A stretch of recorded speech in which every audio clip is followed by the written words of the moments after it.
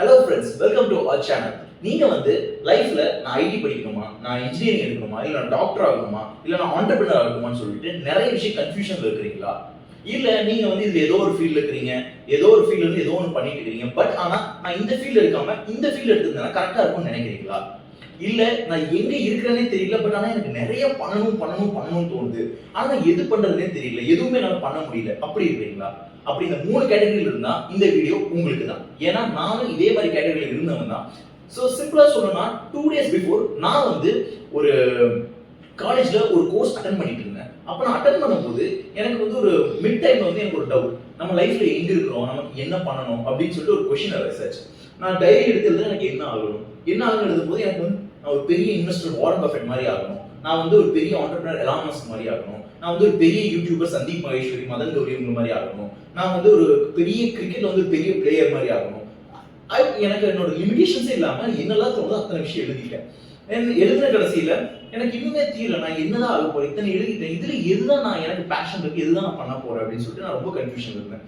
நான் டைரியை க்ளோஸ் பண்ணி வச்சுட்டு I was scrolling Instagram scroll பண்ணும்போது ஒரு இன்ட்ரெஸ்டிங்கான கோட், எனக்கு அந்த சமயத்துல மிகவும் தேவைப்பட்ட ஒரு கோட் எனக்கு வந்துச்சு.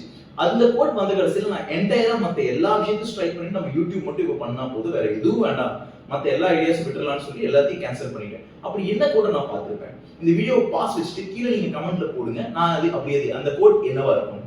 சரி, இப்போ நான் சொல்றேன். அந்த code simple Swami விவேகானந்தரோட code. Take up one idea, make the one idea your life. Let every part of your body, let the mind, body, muscle and nerve, each and every part of your body think of that idea and leave all the other idea alone. அதாவது ஒரு idea எடுத்துக்கோங்க, அந்த ஒரு ஐடியாவை வாழ்க்கை ஆக்கிக்கோங்க. அந்த ஒரு ஐடியாவை உங்க பாடியில் இருக்கிற எல்லா பார்ட்ஸும் அந்த ஒரு ஐடியா தான் ஃபில் ஆயிருக்கணும், மற்ற ஐடியாவெல்லாம் விட்டுருங்க. This is the path to success சொல்லி சுவாமி விவேகானந்தர் சொல்றாரு. சரி, இந்த கோட்டை பார்த்த கடைசியில் நான் ஏன் மாறணும்? ஏன் இந்த கோட்டை பார்த்த கடைசியில் நான் ஏன் மற்ற விஷயங்களை கேன்சல் பண்ணேன்னா, இப்போ நான் சொல்றேன், ஒரு கிரிக்கெட்டர், யூடியூபர், ஆண்டர்பிரினர், இன்வெஸ்டர், எனக்கு இந்த 4 விஷயம் நான் சொல்லிக்கிறேன்னு வச்சுக்கோ. இந்த 4 விஷயத்துல என்னோட மென்டல் ஃபோக்கஸ் எங்க இருக்கும்? கிரிக்கெட்ல இருக்குமா, இல்ல யூடியூபர்ல இருக்குமா, இல்ல நான் பண்ண போற மற்ற விஷயங்கள் இருக்குமா? நான் எனக்கு 24 ஹவர்ஸ் டைம்ல நான் என்னால பல வேலைகளை பெஸ்டா பண்ணிட்டு வர முடியாது. இப்போ சச்சின் டெண்டுல்கர் எடுத்துட்டீங்கன்னா, ஒரு கிரிக்கெட் விட்டுட்டு செஸ் விளையாடுங்க, நீங்க போய் பிசினஸும் பண்ணுங்க, நீங்க போய் வைஃப் டென்டிஸ்டா இருங்க, அவங்களுக்கு நீங்க ஒரு ஹெல்ப் பண்ணுங்க அப்படின்னு சொன்னீங்கன்னா அவரால் எதுவுமே பண்ண முடியாது. He was focused entirely single minded unwavering focus.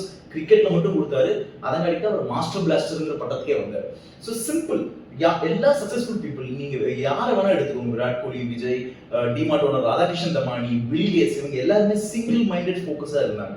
அப்ப நீங்க கேட்கலாம், விஜய் ஆக்டிங்ல இருந்தா இப்போ ஒரு பாலிடிக்ஸ் என்டர் ஆகுறாரு, இது எப்படி சிங்கிள் மைண்டட் ஃபோக்கஸ் ஆகும்? Very good. அதே நேரத்துல விராட் கோலி கிரிக்கெட்ல இருக்காரு, பட் ஆனா ராங் ஒன்னுங்கிற கம்பெனியோட ஒரு கோ ஃபவுண்டர் மாதிரி இருக்காரு, இது எப்படி சிங்கிள் மைண்டட் ஃபோக்கஸ் ஆகும்? ராதாகிருஷ்ணன் தமானி டிமார்ட் ஃபவுண்டர், அவர் இன்வெஸ்டராகவும் இருந்தாரு, அவர் ட்ரேடராகவும் இருந்தாரு, இது எப்படி சிங்கிள் மைண்டட் ஃபோக்கஸ் ஆகும்? இந்த क्वेश्चंस எல்லாம் ரொம்ப ரொம்ப கரெக்ட்.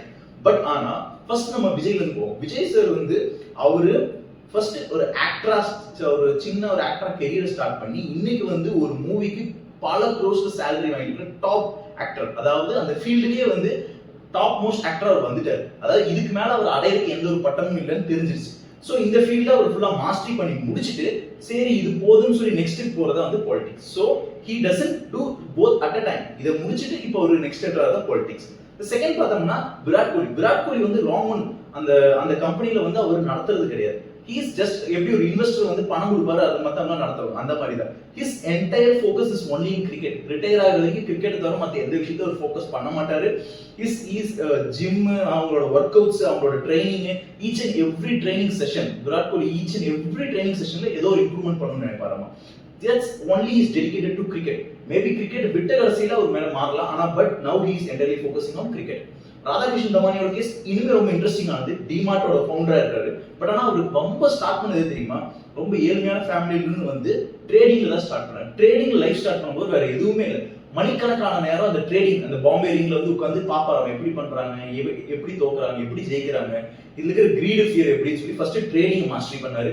ட்ரேடிங்ல என்ன தாண்டறதுக்கு யாருமே இல்லை, அந்த மாதிரியான ஒரு லெவலை ரீச் பண்ண கடைசியில ட்ரேடிங் முடிச்சுட்டு இன்வெஸ்டிங் உள்ள வராரு. இன்வெஸ்டிங் சந்திரகாந்த் சம்பத்தை பார்த்து கத்துக்கிறாரு.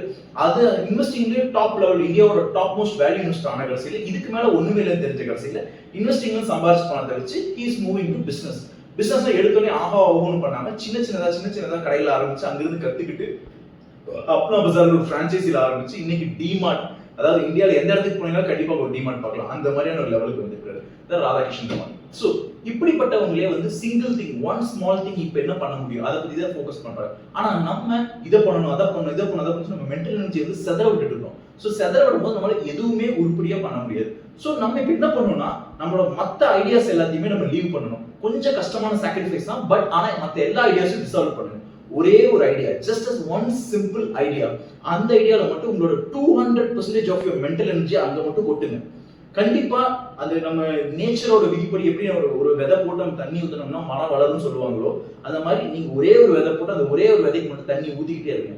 கண்டிப்பா அது ஒரு மிகப்பெரிய ஒரு பேம்பு ட்ரீ மாதிரி பெரிய இதா வரும். பட் ஆனா பேம்பு ட்ரீ ஸ்டோரி மாதிரி அது வந்து எடுத்த உடனே வராது. பேம்பு ட்ரீயே 5 இயர்ஸ் கழிச்சு தான் அதோட மேக்ஸிமம் அமௌண்ட் ஆஃப் growth அடையுது. சோ நீங்க என்ன பண்ணணும்னா நம்பிக்கையோட ஒரே ஒரு ஐடியா எடுத்து அந்த ஒரு ஐடியா வந்து ஃபுல் ஃபோக்கஸ்டா அதுக்காக நீங்க வேலை செய்யணும், யோசிக்கணும், அதை பத்தி தான் பேசணும். சரி, இப்போ நீங்க வந்து உங்களுக்கு ஒரு சின்ன டாஸ்க் நான் கொடுக்குறேன். நீங்க வந்து எந்த ஒரு ஐடியாவை எடுக்க போறீங்க அதை கீழே கமெண்ட் பண்ணுங்க. எந்த ஐடியாஸ்ல விட போறீங்க அதையும் கீழே கமெண்ட் பண்ணுங்க. We will see you in the next video. Until then, bye.